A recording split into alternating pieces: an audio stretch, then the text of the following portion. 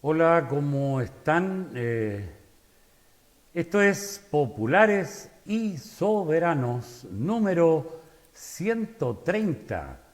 Esta semana tenemos, bueno, ya se ha hecho como parte de nuestro programa del obituario, pero no podemos soslayar el saludo a la memoria del gran actor Luis Alarcón, Lucho Alarcón, un hombre que por décadas estuvo aportando al teatro y al cine y algunas teleseries también chilenas. Él trabajó en varias películas de Raúl Ruiz, también en El Chacal de Nahuel Toro, de Miguel Lidín. Y bueno, ampliamente conocido, digamos, por su rol en una célebre propaganda de neumáticos, si camino no hablar, ser Firestone que venir. Excelente, ese comercial ganó premios, si no me equivoco, en Cannes. Bueno, desde aquí saludamos la memoria entonces de nuestro compañero Lucho Alarcón. Digo compañero porque es un hombre que estuvo también en la resistencia cultural durante el periodo de la dictadura. Y él fue también militante del Partido Comunista. En su momento decidió colgar los guantes, por decirlo así, ¿no? Pero él siempre, digamos, estuvo en buena lid, digamos, con sus ex compañeros y en general con todas las causas populares. Bueno, y hablando de obituario, pero este sí que es un obituario julero, porque hace un par de horas, surgió la noticia de que había fallecido el célebre baladista, compositor español José Luis Perales, que al rato después salió el desmentido. El hombre está vivito y coleando, hizo un video, digamos, para desmentir esta fake news. Y por ahí también dicen que ese desmentido lo hicieron con inteligencia artificial y que efectivamente está muerto. Ya nadie cree en nada, no, eso es parte de mi cosecha. Pero ya nadie cree en nada, o sea, este asunto de las fake news está inundando las redes. Y además que, bueno, ellos tienen realmente el poder en el sentido de las comunicaciones, hacen lo que quieren con las comunicaciones. Ahí me llegan al Facebook, no sé, me imagino que a ustedes, a muchos de ustedes también, sugerencias que te hace Facebook, que en definitiva son inserciones pagadas, ¿cierto? Y me llegan de los republicanos, de la derecha dura, en circunstancias que se supone que en las redes sociales siempre te llegan cosas que son afines, digamos, a tu modo de pensar y a tu estilo de amigo, en fin. No, aquí me están llegando discursos del cast, una verdad que ya insoportable, y dan a ratos ganas de descolgarse de las redes. Bueno, vamos, al principio ya se vio un poco una imagen del panel y ahora ya pasamos de lleno a mostrar bueno, un panel hoy día estamos completo y con invitados. A mi izquierda, a la izquierda de la pantalla, está Eduardo Gutiérrez. Abajo, a la izquierda, Carlitos Torres. La retornada de merecidas vacaciones, Verónica Molina. Llegaste más rosadita, amiga, llegaste bien, así te hicieron bien las vacaciones.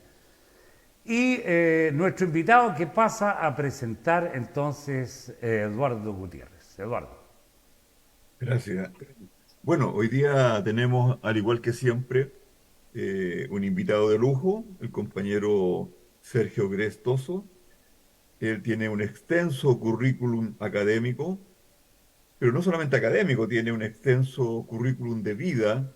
Él estuvo preso en el año 1975, fue, digamos, detenido en numerosos lugares de detención de la dictadura, lo pasó muy mal, ¿no? Y posteriormente salió al exilio en el año 1976. Él en el año 1990 se doctoró en historia en la Escuela de Altos Estudios Sociales de París. Y si usted se mete a Google, ¿no? Va a ver una extensísima labor académica y de escritos, ¿no? Libros. Y, bueno, es un hombre que ha estado y está permanentemente en los debates, que es muy importante, ¿no? No solamente es un académico de universidad, sino que además es un académico de base social, por ponerle un título, ¿no? Vinculado a lo que podríamos llamar la extensión universitaria. ¿Se acuerdan ustedes antes que había un concepto de la extensión universitaria? Bueno, Sergio Gres es un digno representante de esas ideas. Así que, bueno, yo partiría con el tema que nos ha interesado en todo este proceso de los últimos meses, que es el tema de los 50 años, ¿no? Eh, Estamos en una situación bastante singular porque hay un debate extenso en las redes, en las organizaciones sociales y políticas sobre esto que se ha denominado malamente, en mi opinión, una conmemoración. Yo ahí discrepo del concepto conmemoración. Es un recordatorio, pero no es una conmemoración, ¿no? Del golpe de Estado, de ese siniestro golpe de Estado. Y ya han surgido, bueno, de partida el gobierno, su iniciativa, todavía no se sabe dónde está, ¿no? Una iniciativa frustrada, ¿no? Acordémonos que el factotum de esa iniciativa no solamente fue el presidente Boris, sino que además este personaje, Patricio Fernández.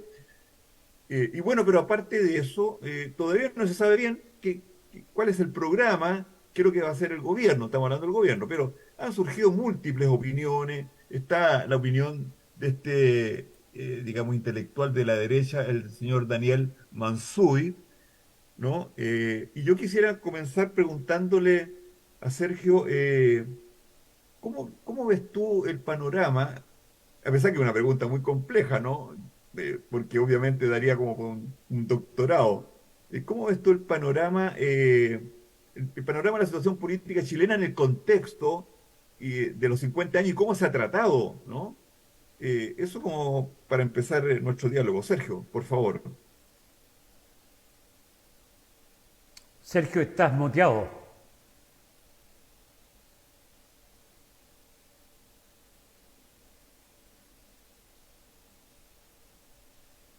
Abajo, a tu derecha, Ahí. ahí. Ahí sí.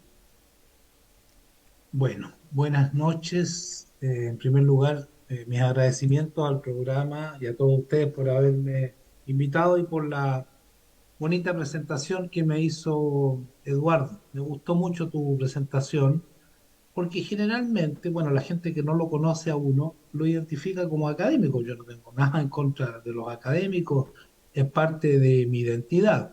Pero como sabemos, las identidades de las personas no se agotan con una o dos dimensiones, son múltiples. Y lo he dicho varias veces, ¿eh? Lo tengo en mi Twitter. Eh, Mi autodefinición es ciudadano e historiador, pero lo primero es ciudadano. Es lo que ha acondicionado en buena manera mi oficio de historiador. Y algún día puede que deje de historiar, puede que me canse, pero ciudadano voy a ser hasta el último de mis días, aun cuando ese pensamiento ciudadano siempre va a estar muy determinado por la mirada que tiene el historiador sobre no solo los procesos históricos que lo antecedieron, sino por el momento histórico en el que a él le toca vivir. Y yendo derechamente a tu pregunta, que es bastante difícil de responder porque tiene muchas aristas. En primer lugar, habría que subrayar el momento conservador, de reacción conservadora que estamos viviendo en Chile de un tiempo a esta parte. Reacción conservadora que se inició a muy poco andar de la rebelión popular. Un primer hito muy importante fue el nefasto acuerdo del 15 de noviembre, así llamado por la paz social y la nueva constitución. En realidad, lo que les interesaba a los gestores de este acuerdo era la paz social neoliberal, porque la paz social nunca es abstracta, nunca es neutra, ¿no es cierto? Tiene un determinado sello de clase, correlación de fuerzas y de intereses de determinados grupos sociales.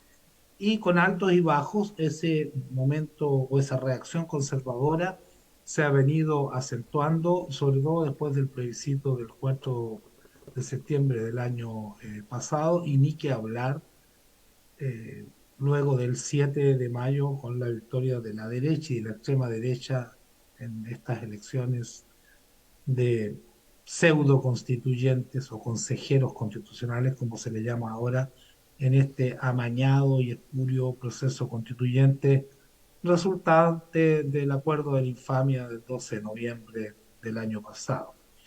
Y en este contexto de reacción conservadora se va a dar la conmemoración o recordatorio, como quiera denominársele, de los 50 años del golpe de Estado de 1973. Es un momento realmente muy complejo, muy desfavorable para las fuerzas populares y de izquierda, eh, puesto que se da en las, no diría las peores condiciones, siempre se puede estar peor, pero en malas condiciones, en un contexto de reflujo relativo de las luchas de los movimientos sociales, de derrota político y cultural de la izquierda, de sucesivas derrotas político-culturales, luego del gran flujo que fue esperanzador de fines de 2019 y comienzo de 2020, y como en todos los aniversarios,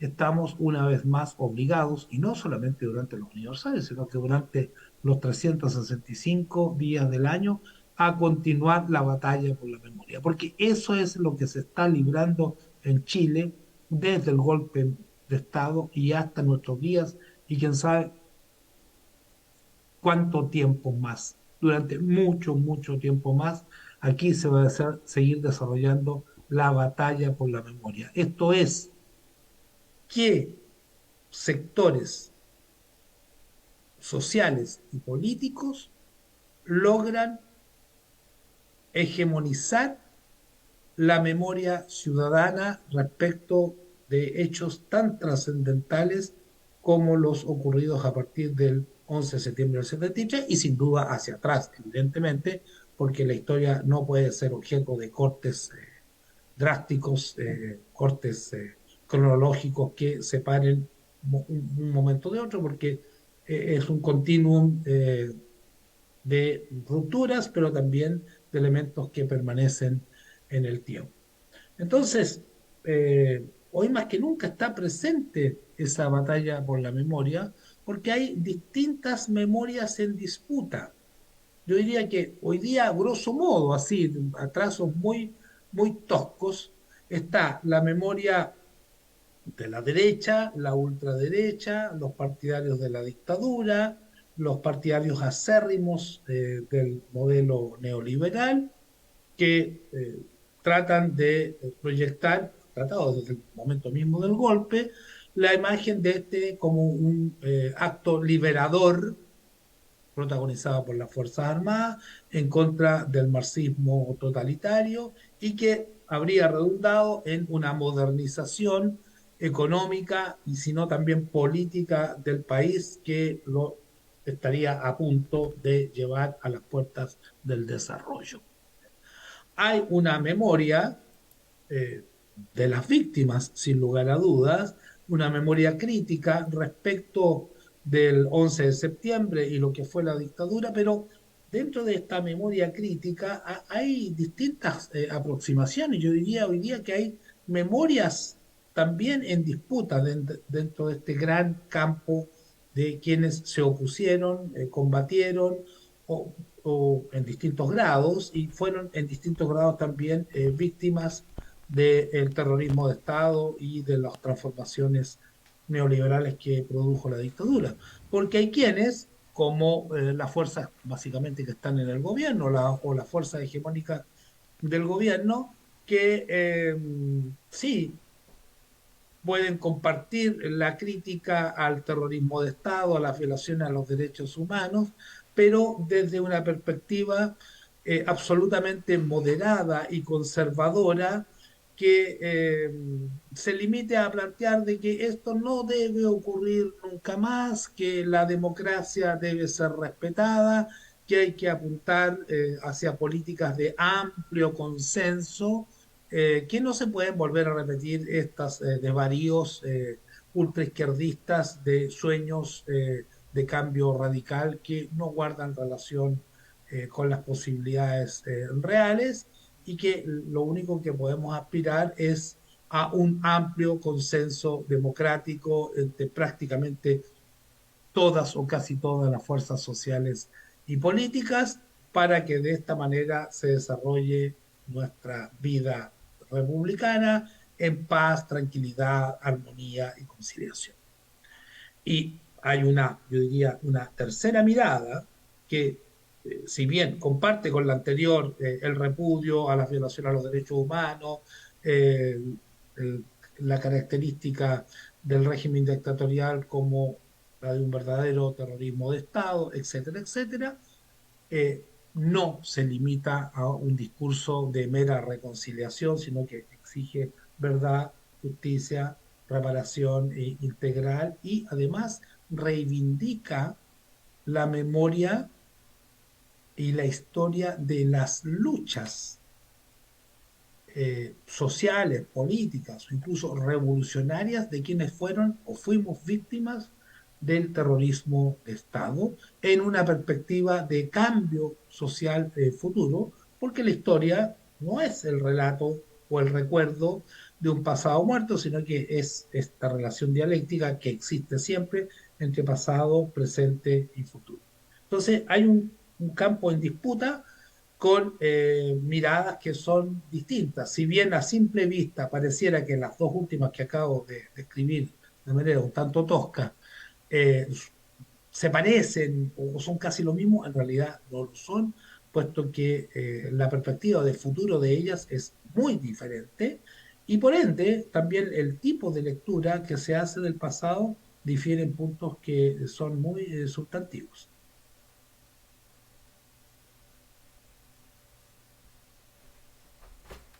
Carlos, Verónica,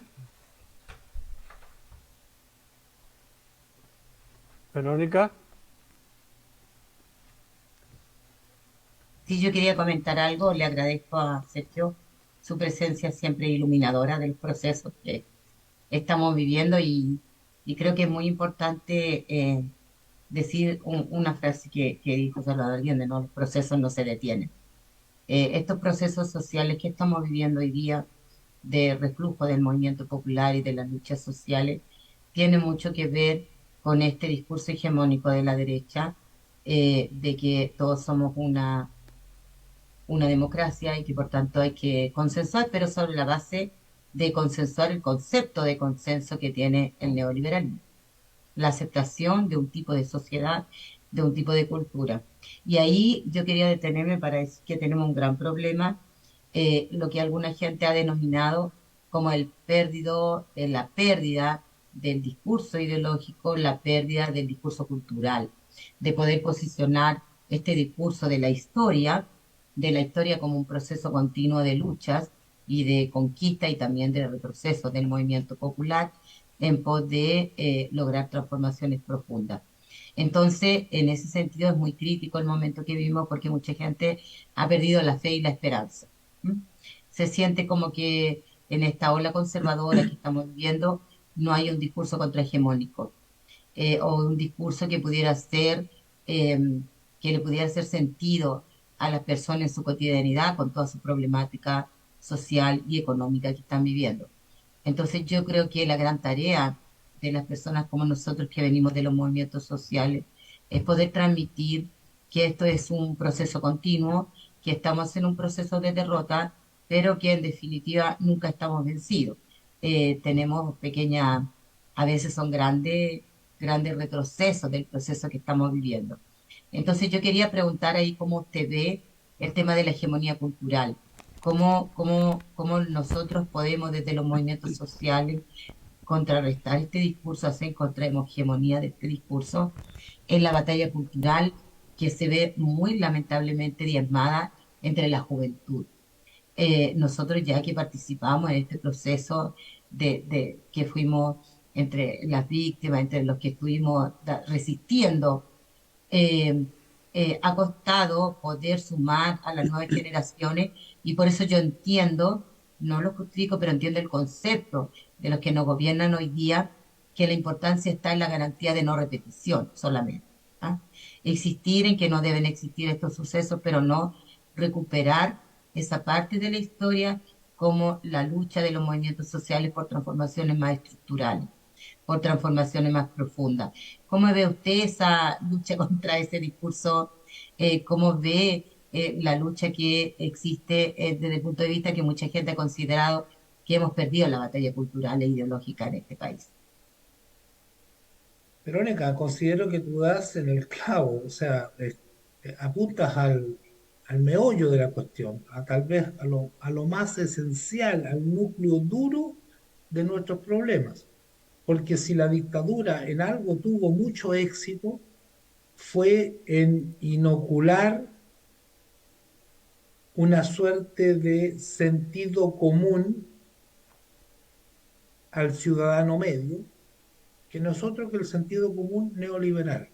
Su victoria, además de ser política y militar, que duda cabe, ¿no es cierto?, en 1973, fue a lo largo de los 16 años y medio que duró su régimen dictatorial, inocular este virus, esta suerte de ADN neoliberal, haciendo de la inmensa mayoría de los ciudadanos ciudadanos neoliberales, ciudadanos credit card, es decir, que están determinados sobre todo no por un etos de tipo republicano, democrático, de la idea del servicio social, de la comunidad, de la fraternidad, del logro de una sociedad mejor, cualquiera que ella sea, sino el del consumo en- dentro de los parámetros del neoliberalismo existente en el país.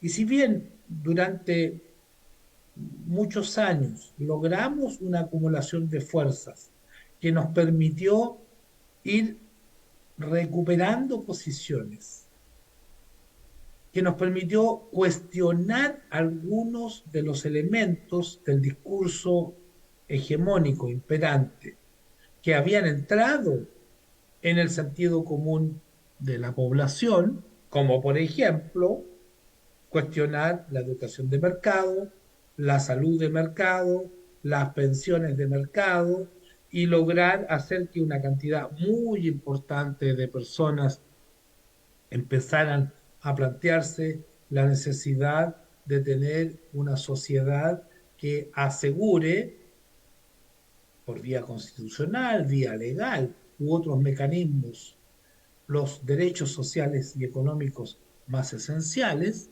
lo que se vio manifestado en numerosas ocasiones, ¿no es cierto?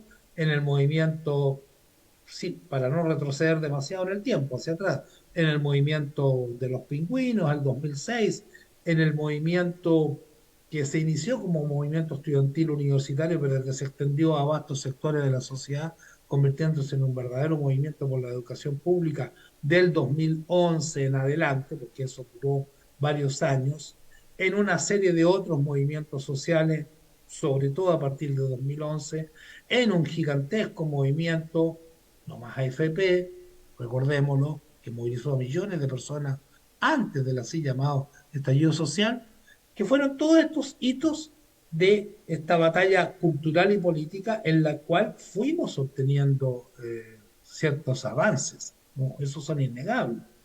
Y ni que hablar de la rebelión popular a partir de octubre de 2019, que fue una suerte de confluencia desordenada, sin Estado Mayor, sin coordinación, sin dirección política, pero confluencia al fin y al cabo de esta serie de movimientos sociales que habían venido acumulando fuerzas a lo largo de años y que de repente afloraron de manera impetuosa este 18 de octubre. Pero la historia tiene avance y retroceso, flujo y reflujo.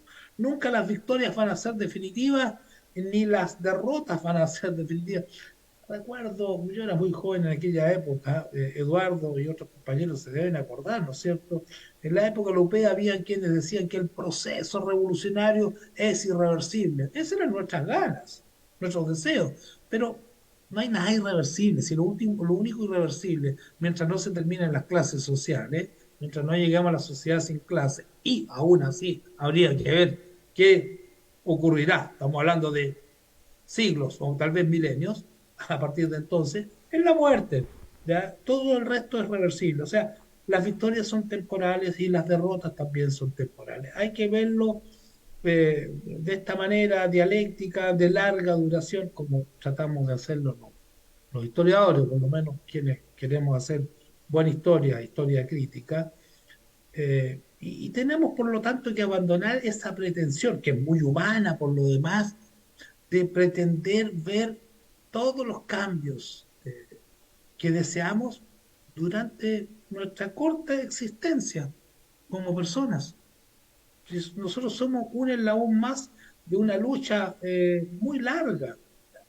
Si nos remitimos al movimiento popular en Chile, este tiene, no sé, más de 100 años, mucho más de 100 años, tal vez un siglo y medio, digamos, desde los primeros gérmenes del movimiento popular. Entonces, esta lucha va a tener que continuar, vamos a tener que retomar los hilos de ese combate por el sentido común ciudadano a partir de condiciones que hoy son más difíciles que las que teníamos hace 10 o 15 años atrás, porque el retroceso y la reacción conservadora es brutal, es realmente brutal. Y a esto se agregan otros elementos que tienen que ver con la coyuntura actual, con lo que estamos viviendo de un año y medio a esta parte. Este pseudo gobierno progresista, entre comillas, que dice ser de izquierda, en el fondo representa un retroceso tremendo para las fuerzas de izquierda. Porque durante un tiempo que no somos capaces aún de predecir, ha neutralizado y seguirá neutralizando, parcialmente por suerte, toda tentativa de estructuración de una alternativa de izquierda. Porque este no es un gobierno de izquierda, yo lo califico como gobierno de centro-derecha.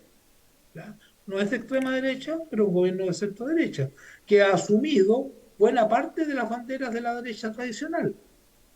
TPP-11, Carabineros, Gualmapu, movimientos sociales, proyectos que son verdaderos ecocidios, atentados contra la naturaleza, ni que hablar de la política internacional absolutamente subordinada al imperio norteamericano y a sus aliados europeos de la OTAN.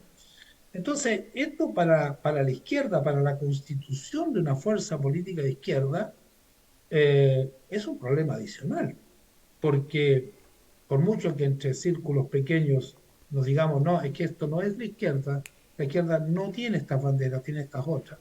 Para buena parte de la sociedad chilena, la izquierda está en el gobierno. Recordemos que no solamente está el Frente Amplio, el Partido Socialista, el PPD, el Partido Radical, que también está el Partido Comunista, que está absolutamente comprometido con estas políticas, así le desagraden a una parte, ojalá importante, de su militancia de base. Yo soy un Sergio, convencido que en Chile no hay izquierda política. ¿Eh? Chile no hay izquierda política. Grupitos insignificantes con poca incidencia.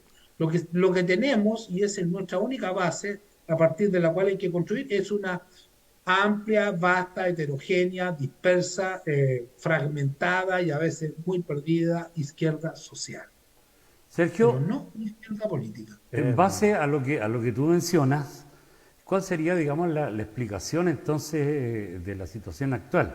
¿Es un avance de la derecha o es un retroceso de, digamos, de las luchas populares gatillado por, digamos, este gobierno que tú caracterizas como centro derecha? ¿Cuál sería, digamos, el factor? Raúl, ¿qué entendemos por derecha? ¿Cuál es la derecha? No, ¿Hay una derecha o hay digamos, varias ya, derechas? para ser más exacto, digamos, el sector CAST y Bueno, pero compañía. esa es la extrema derecha. Claro, Ahora, los límites entre la derecha clásica, ¿ya? Que fue toda pinochetista en su momento, salvo excepciones individuales muy contadas, ¿no es cierto? Y la extrema derecha son límites porosos, pues. Kast viene de la UDI, ¿ya? claro. La extrema derecha no es solo el Partido Republicano, y no me Ujú, estoy refiriendo a grupúsculos neonazis o postfascistas o neofascistas. También hay extrema derecha en la UDI y en Renovación Nacional, ujú. ¿ya? Pero además, y esto es una cuestión ya vieja, ¿no es cierto? Eh, Hay otra derecha que en un momento se agrupó bajo las banderas de la Concertación. Un diputado socialista, Sergio Aguiló, escribió un famoso documento a comienzos de este nuevo siglo, Chile entre dos derechas, identificando muy bien a la Concertación como una nueva derecha. Eh, bueno, y hoy día, ¿cuáles son los límites entre la vieja Concertación y, y el Frente Amplio, por ejemplo? ¿O Apruebo Dignidad? Están todos en un mismo gobierno. Hay contradicciones entre ellos, sí, sin lugar a dudas. Eh, pero están todos administrando el mismo modelo. Cuando yo digo que este es un gobierno de centro derecha, lo digo sobre bases bien fundadas. Es un gobierno que no ha introducido el menor cambio, ni uno solo, en un sentido de lo prometido. Esto es de comenzar a desmantelar el modelo neoliberal en Chile. Menciónenme, por favor, un solo cambio que avance en esta dirección. Me van a decir, es que el gobierno hizo esto de bueno, esto otro. Todos los gobiernos hacen cosas buenas, entre comillas, hasta los de derecha. ¿Ya? Todos los alcaldes hacen cosas buenas, ¿no? Ponen pavimento, pastitos, florcitas, iluminación en las plazas, etcétera, etcétera. Pero eso no basta para caracterizar a un gobierno local ni tampoco un gobierno nacional. Es un gobierno que ha mantenido intacto y lo va a seguir manteniendo porque ya la orientación está fijada. Y el único cambio que puede ocurrir, los únicos cambios que pueden ocurrir es que este gobierno se vaya cada vez más a la derecha, en la medida en que la derecha clásica y la extrema derecha lo vayan presionando.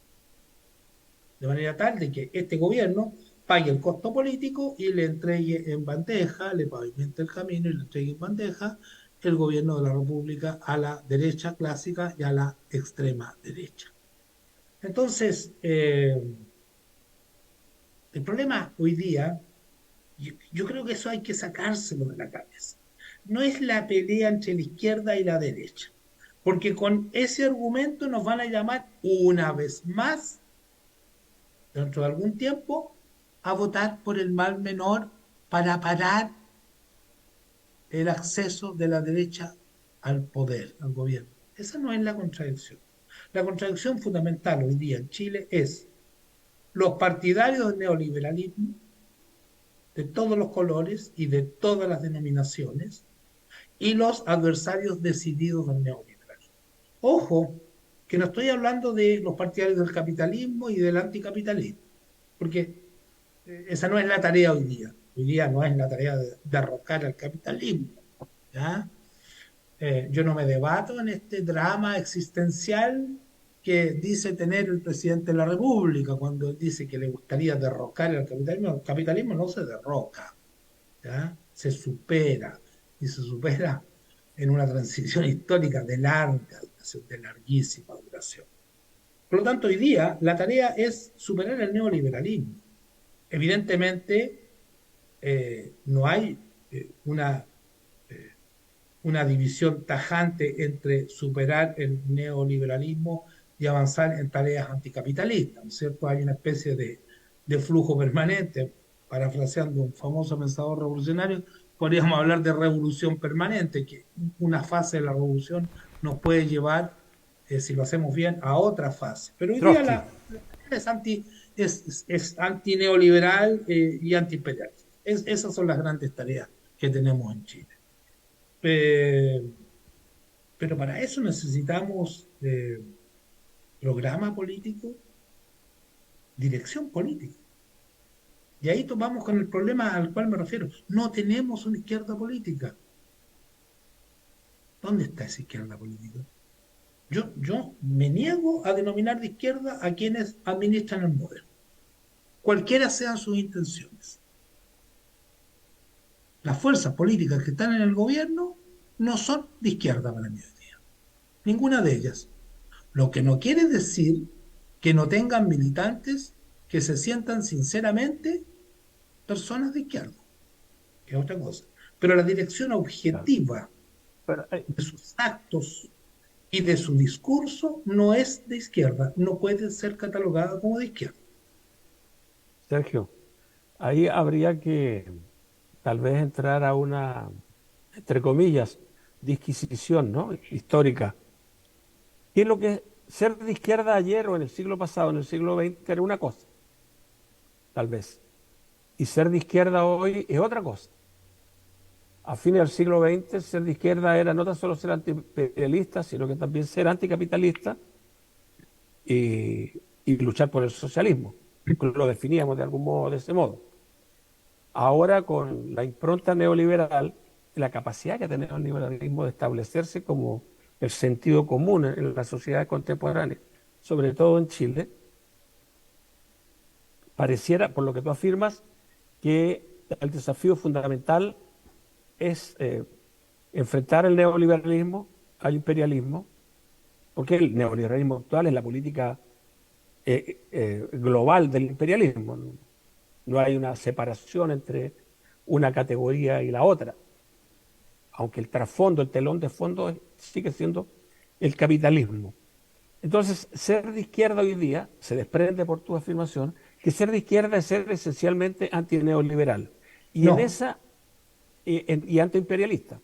Y en esa convergencia, en ese cauce, puede caber mucha gente, pueden caber muchos sectores. ¿A qué sectores estamos apelando y a qué programa podríamos apelar a partir de lo que tú acabas de mencionar?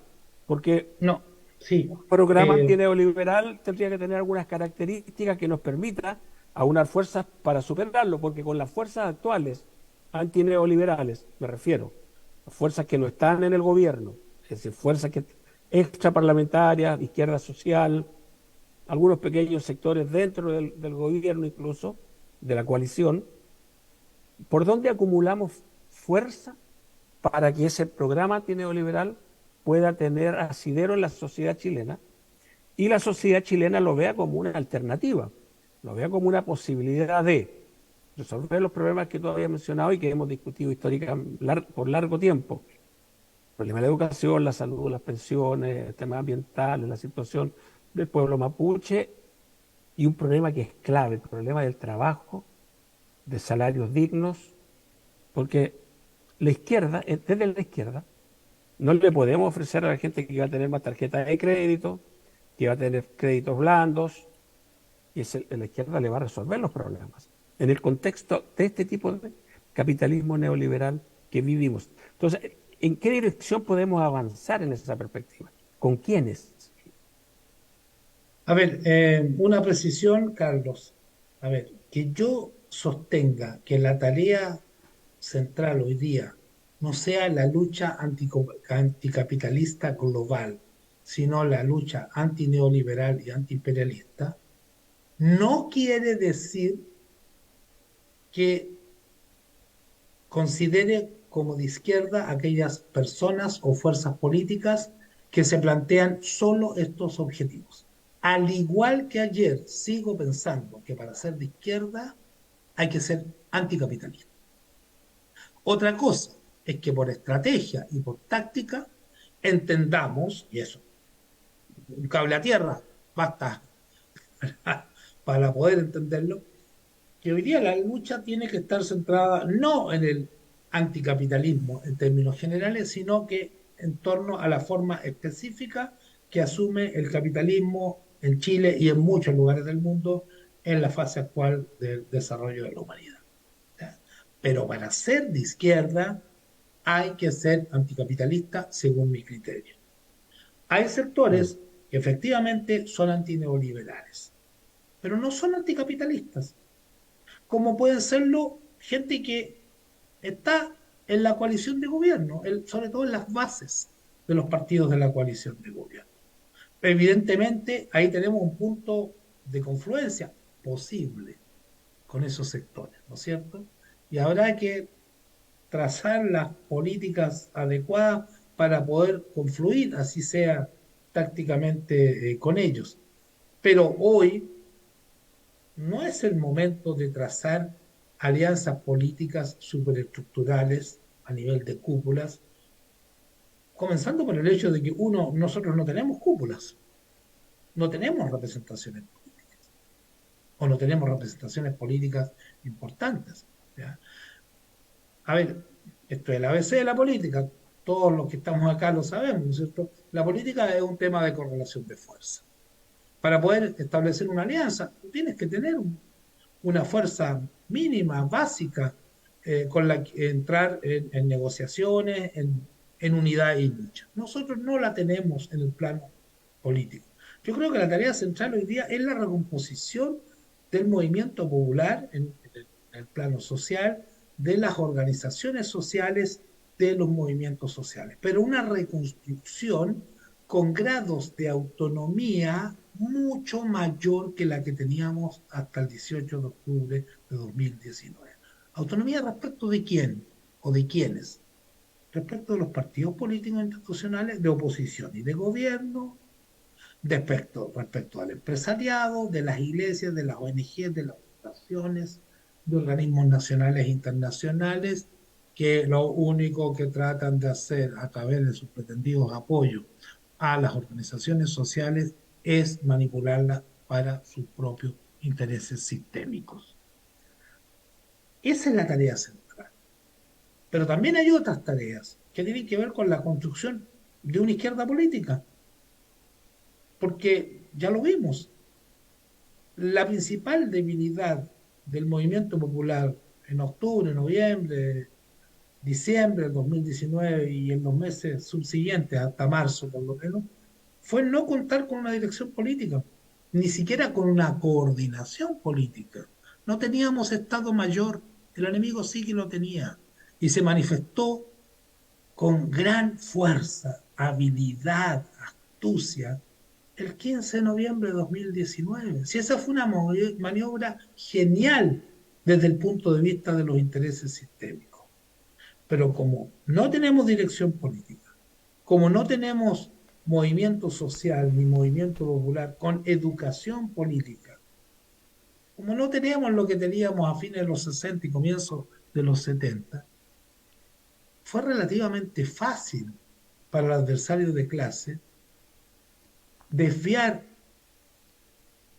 a esta poderosa pero desordenada e inorgánica fuerza popular que explotaba por todos los rincones del país por un camino inocuo que nos ha llevado a la situación en que estamos hoy día.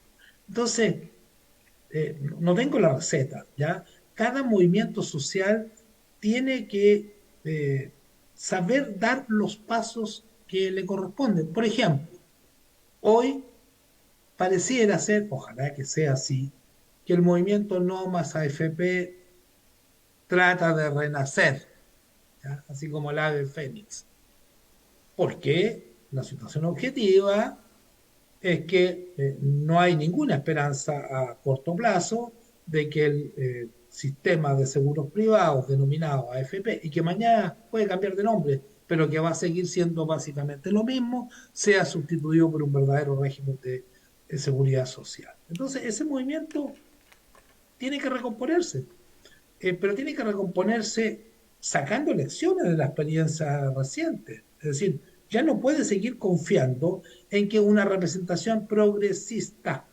parlamentaria o gubernamental le va a dar la solución a su peditorio, a su proyecto, y por lo tanto la idea que hay que meter en todos los movimientos es que hay que confiar única y exclusivamente en las propias fuerzas. No van a ser dávidas de supuestos aliados, ni menos del enemigo ancestral, la que nos va a otorgar la emancipación. O sea, hay que hacer un trabajo de reeducación política, que es parte también de la batalla cultural. O sea, aquí lo cultural y lo Mm. político están estrechamente relacionados. Hay que terminar con esta mentalidad del bono, del asistido, del diputado, del senador, del concejal, del alcalde o la alcaldesa que nos va a dar una mano, que nos va a dar una ayudita, que va a ser buen chato y que nos va a solucionar. Si alguno de ellos, con buenas intenciones, quieren ayudar, perfecto, háganlo. Pero sin condiciones, desinteresadamente, por ayudar a los movimientos. Y eso realmente se da en muy poco. Oye, Sergio, eh, me parece interesante el diálogo que se ha producido, pero yo quisiera tocar un aspecto del tema de los 50 años, que dice relación con esto que se ha instalado y que aparece como con mucha fuerza, por no decir hegemónico, digamos, porque se tiende a abusar del concepto, esto, digamos, de la autocrítica, ¿no? O sea, según mi opinión, en el contexto de, de evaluar lo que fue el proceso de la Unidad Popular, han surgido voces desde distintos lugares, digamos, de la izquierda histórica, pongámosle ese título, sobre el tema de la autocrítica. Fíjate tú, por ejemplo, que la semana pasada lo comentábamos acá, la ministra del Trabajo, Jara, de apellido Jara, en una entrevista en el Mercurio, ella dijo, nosotros nos hicimos la autocrítica como izquierda. Bueno, yo, la verdad es que busqué en la entrevista que le hicieron cuál era la autocrítica, ¿no? Dije yo, bueno, interesante, porque, digamos, después del golpe de Estado han habido muchas evaluaciones, ¿no es cierto? Está el primer pleno del Comité Central del Partido Comunista el año 1977, está el documento de marzo del Partido Socialista de Chile el año 74, están las evaluaciones que hizo el MIR, pero yo dije, bueno, veamos dónde está la autocrítica. Bueno, solamente el título. ¿No? Es posible que haya profundizado, pero al periodismo del Mercurio le interesaba bien poco o no le interesó sencillamente. Entonces, respecto a esas autocríticas, tú acabas de señalar varios temas, ¿no? Por ejemplo, el tema de este concepto que se usó mucho durante la Unidad Popular, de la irreversibilidad del proceso. No solamente en relación a la Unidad Popular, ¿no? Yo me acuerdo una declaración rimbombante de Carlos Altamirano Rego, secretario general del Partido Socialista, al cual yo pertenecía, ¿no? Diciendo, podrán hacer lo que quieran en Chile las fuerzas de la derecha, pero nunca lograrán retroceder los avances, digamos, del movimiento popular. Bueno, la historia demostró que era absolutamente posible retroceder y retroceder absolutamente, ¿no? Casi absolutamente. Entonces, digamos, apunto al tema este de la irreversibilidad como un elemento de autocrítica y que decía relación un poco también con las consignas, ¿ah? Fíjate tú, por ejemplo, yo me acuerdo, yo soy muy crítico a la consigna tanto del PS digamos, de avanzar sin transar, que se transformó en una consigna a todo evento, ¿no? En cualquier coyuntura era avanzar, avanzar. Y estaba la consigna del MIR, ¿no? Que decía, con todas las fuerzas de la historia. O sea, estamos bien, tenemos las fuerzas de la historia, caminamos para allá. Bueno, resultó que la historia marchaba para otro lado, ¿ya? O por lo menos marchó en su momento para otro lado. Ahora, respecto a este tema, eh, ¿cuál ¿cuáles son? Porque hay gente que no quiere hacerse las autocríticas. O cuando empiezan a hablar de autocrítica dicen, no, no, no, no, o sea, o sea, nosotros lo hicimos genial todo. Yo no soy partícipe de esa idea. Pero según tu opinión, ¿cuáles podrían ser los elementos, quizás teóricos, quizás prácticos, que habría que hacerse la autocrítica desde la izquierda de lo que fue nuestro proceso de la unidad popular? Complementando lo que tú dices, hay que señalar que han habido muchas autocríticas parciales desde la izquierda. Se te olvidó nombrar una que es la más sonada, famosa, bullada, la de la así llamada convergencia socialista, que permitió en el largo plazo la reunificación o el nucleamiento en torno al tronco del antiguo Partido Socialista, no solo de las fracciones desprendidas de él mismo después del 11 de septiembre de 1973, sino que de buena parte de ambos MAPUs y de otros grupos que habían existido hasta entonces. Esa autocrítica, yo diría que en muchos aspectos fue bastante profunda, fue bien argumentada intelectualmente, había cabezas poderosas ahí, ¿no? Eso no se puede negar. El problema con esa autocrítica es que fue una autocrítica con una perspectiva, y con el tiempo eso quedó más claro, yo lo intuí desde el primer momento, nunca compré el rollo de la convergencia socialista, con una perspectiva inclinada hacia la derecha, ¿cierto? Porque consistió básicamente en botar el agua sucia de la bañera, pero con el bebé adentro. ¿Ya? Es decir, ahí todos los lineamientos históricos más esenciales de la izquierda fueron descartados prácticamente. Y de esa manera el Partido Socialista, de ser un partido anticapitalista, se convirtió en un gestor o administrador del modelo de economía y sociedad neoliberal que tenemos desde la dictadura hasta nuestros días. Mira, yo creo que la mejor autocrítica de la izquierda, de la verdadera izquierda, lo digo entre comillas, ¿ah? Porque no quiero incurrir en una discusión bizantina o de tipo dogmático religioso, cuáles son los verdaderos y cuáles son los falsos. Pero de las fuerzas que realmente se mantienen en la izquierda es plantear un nuevo proyecto y un nuevo programa, ¿ya? Que sin abandonar los valores y las tradiciones más esenciales, más rescatables de la izquierda, ¿ya? Como el anticapitalismo, el antimilitarismo, el antiautoritarismo, ¿ya? Como rescatar una cierta tradición libertaria, no en el sentido anarquista estrictamente, pero también, los anarquistas también son parte del movimiento popular y en algún momento hicieron un aporte muy importante, en un sentido amplio, ¿ya? Es decir, de lucha contra todo tipo de opresiones.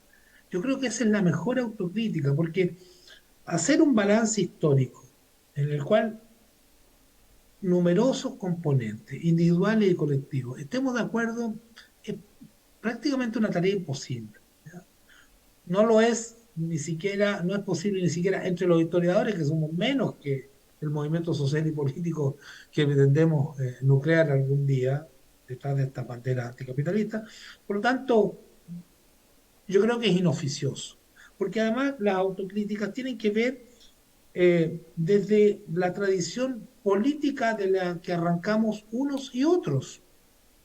No pueden hacerse la misma autocrítica, entre comillas, la gente que viene del Partido Socialista, del Partido Comunista, del MIR, de los MAPU o de otras vertientes de izquierda. Porque cada autocrítica estará, si es sincera y está bien fundamentada, centrada necesariamente en su propia experiencia partidaria o política particular. Eh, cómo hacer una autocrítica de la izquierda en general respecto de la unidad popular cuando no había una política única, compartida. Estaba la política del así llamado pueblo revolucionario, que eran sectores de la izquierda dentro de la Unidad Popular, más el MIR y otros grupos fuera de la Unidad Popular, y estaba la política de consolidar para luego avanzar, básicamente representada por el Partido Comunista, uno de los MAPU, el propio Allende y sectores del Partido Socialista. ¿Puede haber una autocrítica común entre estos dos grandes bloques? Y no entro en las diferencias de las distintas fracciones o tendencias al interior de cada uno de estos grandes bloques. No, es imposible eso, es imposible.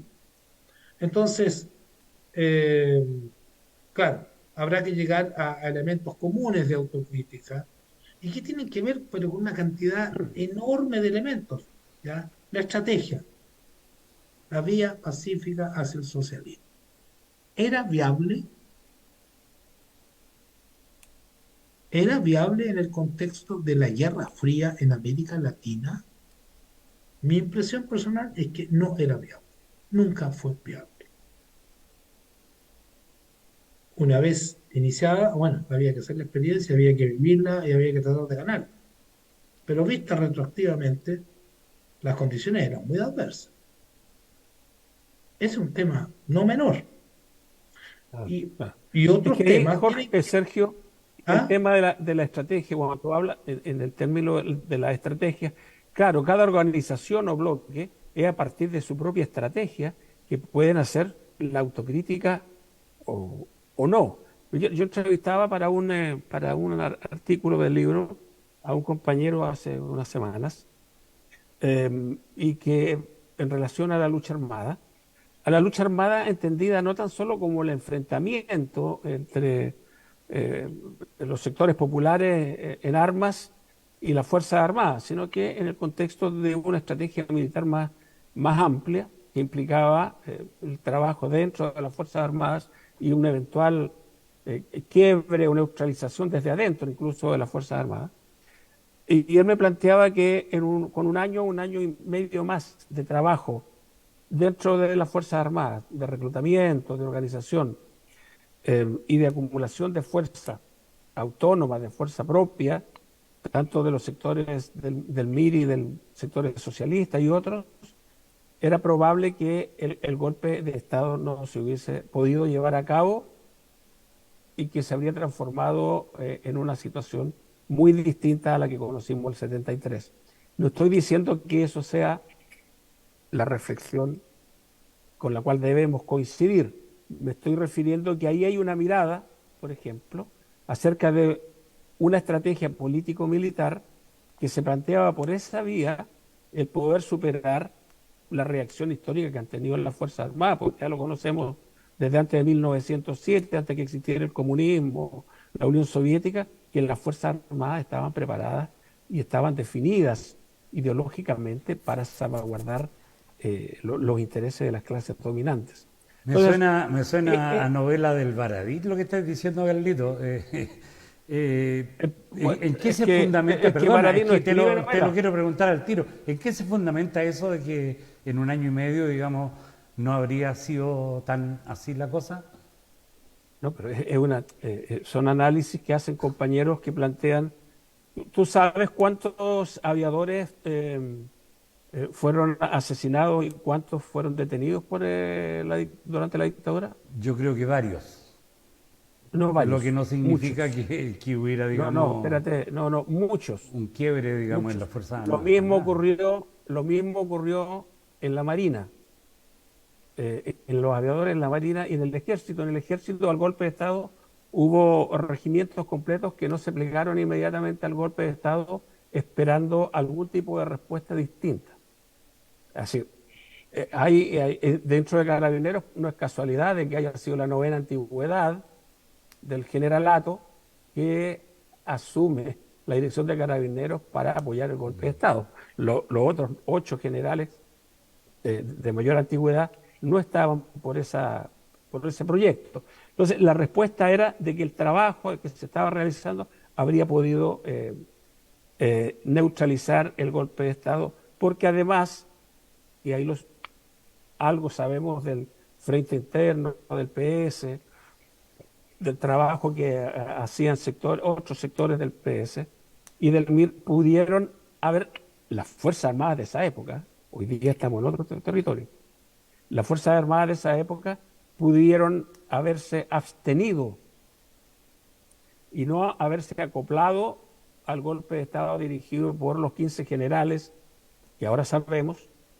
venían complotando desde mucho tiempo, desde incluso algunos de los últimos informes desclasificados de la CIA plantea que desde el Tacnazo, el debió del regimiento Tacna, a fines del 60, ya venían complotando porque les molestaba incluso las reformas políticas y económicas de la democracia cristiana. Claro, pues son Entonces estructuras monolíticas, entonces complejidad. es fácil, digamos, dejar caer nomás la orden y el que no, pues lo es que, fusilaron, pues si así eh, fue, pues. es que no fue, no, es O que no lo era tan exiliaron, monolítico. como queráis, pero... No, es Pero que no no, fue, yo, bueno, o sea, para no a mí me hagamos cuesta... una discusión, disculpa, me no cuesta hagamos una creer lo que tú estás discusión, diciendo, Carlito, o sea, es que que en no un se año y trata, medio si habrían contenido, digamos, Raúl, el pero no golpe. hagamos una discusión a dos. Sí. Mira, yo te voy a recomendar lo siguiente. Están las memorias del general Prats, donde él identifica, entre otros, pero eso es lo más fidedigno, el nivel de conspiraciones de la derecha y oposición de sectores progresistas, como él lo denomina. Incluso en una ocasión se refiere a un general, antes que asumiera Allende, después que había sido electo, que le fue a hablar a los militares, a Pratt y a Schneider, antes que asesinaran a Schneider, acerca de cuál era la posición de la Unidad Popular con respecto al movimiento de generales, las dadas de baja y el cómo se iba a relacionar el nuevo gobierno con las Fuerzas Armadas. Todo eso existía. Los movimientos sediciosos eran muy antiguos y es por eso que ante el intento de golpe de Estado de Patria y Libertad con el coronel Super y otros sectores de las Fuerzas Armadas del año 73, en junio, un sector constitucionalista, no de izquierdas, constitucionalista, sale y neutraliza. Pero también el año 69, cuando el conato del general vio, Mario Arnelo y Sergio Nofre Jarpa fueron a tratar de levantar a la base aérea del Bosque los militares para que apoyaran. A lo que me estoy refiriendo, que las tensiones y las luchas internas dentro de las Fuerzas Armadas eran mucho más profundas y existían en un marco que nosotros habíamos desconocido. Las hemos ido conociendo con la historia, con la desclasificación de los documentos de la CIA, con mucho trabajo de investigación que han hecho investigadores jóvenes. Yo no estoy diciendo ni afirmando que esto pudo haber sido así. Me estoy refiriendo a una evaluación que hacía un compañero que había estado involucrado en el trabajo de organización de la fuerza de la izquierda dentro de las Fuerzas Armadas, que no era el único, por cierto, había muchos más. Yo no estoy defendiendo esa posición, me estoy refiriendo a cómo desde una estrategia definida existe una autocrítica. ¿Cuál era la autocrítica? De que nos faltó tiempo y que deberíamos haber hecho más trabajo en esa dirección para haber neutralizado el golpe de Estado desde adentro, por ejemplo. Es una autocrítica. Correcto. ¿Sabes? Un comentario. El problema, Carlos, es que ese tiempo político no existía, era inexistente. El golpe no, sí podría haber tardado 10 días, 15 días, 20 días más, pero a No, ya comienzos estaba de echado a andar. septiembre Ya estaba echado a estaba andar. echado a andar, era Sí. irreversible. Mi impresión es que, no sé, ya a mediados de julio del 73 era bien poco lo que se podía hacer para parar el golpe. Ya había una decisión, solo faltaba afinar el aparato, la maquinaria, terminar de amarrar a los últimos complotados. Y por lo tanto, esa visión de tu amigo aparece como demasiado estática, como que en este juego de ajedrez movieran sus piezas solo un bando y no el otro. El otro bando eran las clases dominantes, era el conjunto del aparato de Estado, porque el golpe lo dio no solamente las Fuerzas Armadas, lo dio el Parlamento, la mayoría parlamentaria, la Corte Suprema que avaló, los poderes fácticos, el gran empresariado, y como si fuera poco, el gobierno de Estados Unidos y el imperialismo. No solamente norteamericano, también intervinieron otras potencias como el Reino Unido, la más Y bueno, destacada de los Estados Unidos. El Club de París que no hemos tocado, ¿ah? Exactamente, ¿ya? El Club de París que no habíamos tocado y que también Entonces, boicoteó el gobierno. claro, como te decía, las autocríticas son variadas por el lado del MIR, que fue tal vez la fuerza política que más énfasis puso respecto de la necesidad del trabajo militar. Eh, no es por ese lado donde tenga que venir la autocrítica principal, ¿ya? Eh, el PC la hizo en parte, ¿ah? Respecto a este tema. Se la hizo y fruto de eso fue la política de rebelión popular y la creación del Frente Patriótico Manuel Rodríguez, como 7 años después del golpe, ¿no es cierto?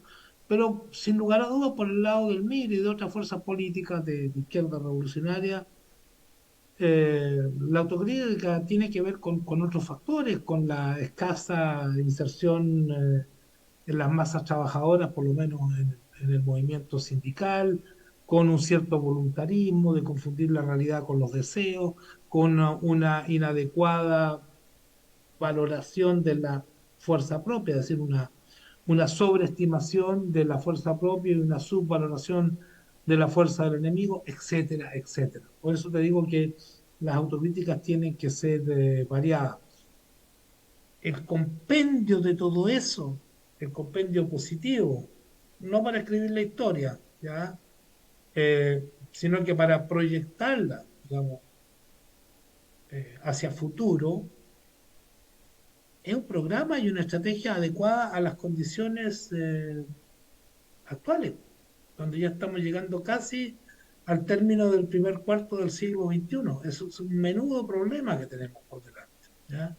También que sigamos discutiendo acerca de lo que fue la UP, la dictadura, acerca de lo que fue el movimiento popular décadas antes de la unidad popular, los historiadores lo estamos haciendo todo el tiempo, es una labor que no termina nunca, en ese sentido tenemos que ser revisionistas, en el buen sentido de la palabra, pero yo pondría el énfasis en la proyección hacia el futuro. Oye, Sergio, en ese sentido, a mí me parece, yo tiendo a coincidir con lo que dice Carlos, tengo otros matices, pero podemos conversarlo en otra oportunidad porque daba largo. Pero mira, yo tengo la impresión de que en el contexto, digamos, de la formación de una dirección política, que yo creo que es el tema principal, que es el tema difícil, ¿no? Porque históricamente, ¿cómo se reconstruía la dirección política? A partir de los partidos, ¿no es cierto? De raigambre de matriz marxista. Bueno, eso está en la historia de la izquierda chilena, obviamente. Pero hay un tema que dice relación con la geopolítica. O sea, eh, qué tanto tiene que considerar esta dirección política nueva? Porque tiene que ser nueva, digamos, que se tiene que formar, una tarea de lo inmediato, por así decirlo, de la urgencia. ¿Qué tanto tiene que considerar en los aspectos geopolíticos que son absolutamente, no sé si absoluto, pero bastante más diferentes de lo que existieron durante la época de la Unidad Popular, ¿no? O sea, en la época de la Unidad Popular, la Guerra Fría, los acuerdos de Yalta, del término de la Segunda Guerra Mundial, la hegemonía permitida, la hegemonía de Estados Unidos sobre su patio trasero, aceptada incluso por la Unión Soviética, a cambio de que Estados Unidos no se metiera en su propio, entre comillas, patio trasero. Entonces, aquí hay un tema interesante. ¿Por qué?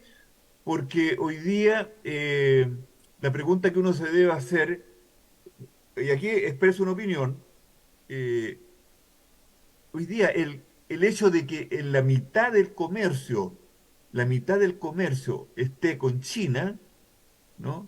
Y no esté absolutamente hegemonizado con Estados Unidos, Inglaterra, como lo estuvo en el pasado, es un factor importante, ¿no? Es un factor súper importante.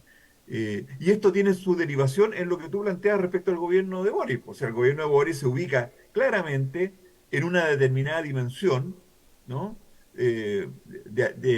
Como dijera, de incondicionalidad a las políticas norteamericanas, de incondicionalidad a las políticas de la OTAN. Figúrate tú que no tenemos nada que ver con Europa en ese sentido militar, pero bueno, ahí está en ese contexto. Entonces, yo creo que este es un factor nuevo. Eso es lo que te quiero decir. Es un factor nuevo que me parece importante y que no se le considera suficientemente en los análisis. Tendemos normalmente a hacer nuestros análisis hoy día, así como antiguamente se hacían los análisis de coyuntura, no sé si ustedes se acuerdan, que se partía de la situación internacional, etcétera, etcétera. Hoy día todo se restringe, entre comillas, a la coyuntura de la lucha de clases en Chile, sin considerar en su justa dimensión lo que es el contexto geopolítico. Y en esto, para terminar, me afirmo en lo que dice Joan Garcés, que fue uno de los asesores, que todavía está vivo, del compañero Allende, ¿no? Donde él dice de que hubiera sido distinto el contexto de la Revolución Chilena del año de la UP si no hubiera existido ni Nixon ni Kissinger, ¿no? Si no hubiese existido, habría sido distinto, como lo fue después, claro, morigeradamente, por supuesto, con Carter, etcétera, etcétera. Eso a modo de entregar una opinión, nomás, de matizar una opinión.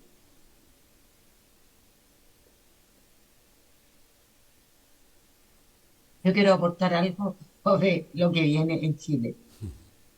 Ahora, teniendo en consideración que cualquier proyecto político tiene que considerar la correlación de fuerza internacional y la necesidad de un discurso contrahegemónico contra contra el neoliberalismo a nivel internacional. Pero creo que la gran tarea de formar una fuerza transformadora de izquierda con un proyecto político tiene que pasar necesariamente por la renovación, no solamente de nosotros, de que venga gente joven también, sino que también por la capacidad de poder trabajar, insistir y potenciar y empoderar esa molestia ciudadana que existe.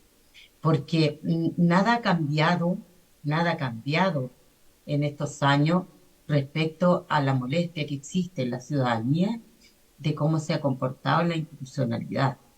Nosotros vemos, bueno, ahora tenemos el caso fundaciones, tenemos que este modelo de Estado subsidiario con la transformación, de entregarle a supuestas fundaciones y organizaciones una labor que le corresponde al Estado, entró en crisis.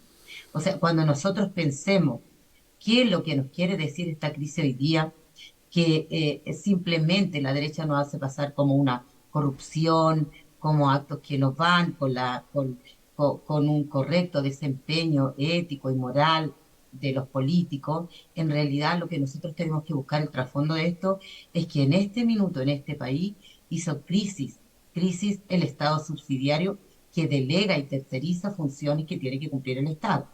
Y hoy día son las fundaciones, mañana puede ser otro modelo, pueden terminar todas las fundaciones si quiere este gobierno, puede terminar todos esos contratos, pero mientras no se abarque el tema en profundidad que tiene que ver con que el Estado ha renunciado a cumplir su labor y ha sido un Estado sumamente tercerizador y subsidiario, ese es el meollo de la cuestión, yo creo. Entonces ahí la labor de nosotros como movimientos sociales, como luchadores sociales, que aspiramos a un proyecto transformador, debería ser de crear una fuerza importante para que esta molestia ciudadana hacia la institucionalidad que no representa, porque cada día nosotros vemos no solamente lo que conversamos con nuestro alrededor, con nuestros contactos, nuestros vecinos, los que somos dirigentes sociales con nuestra base, es la molestia frente a una institucionalidad que no responde a las necesidades, que está desconectada de las necesidades de la ciudadanía, de las necesidades reales, porque claro, hoy día existe el problema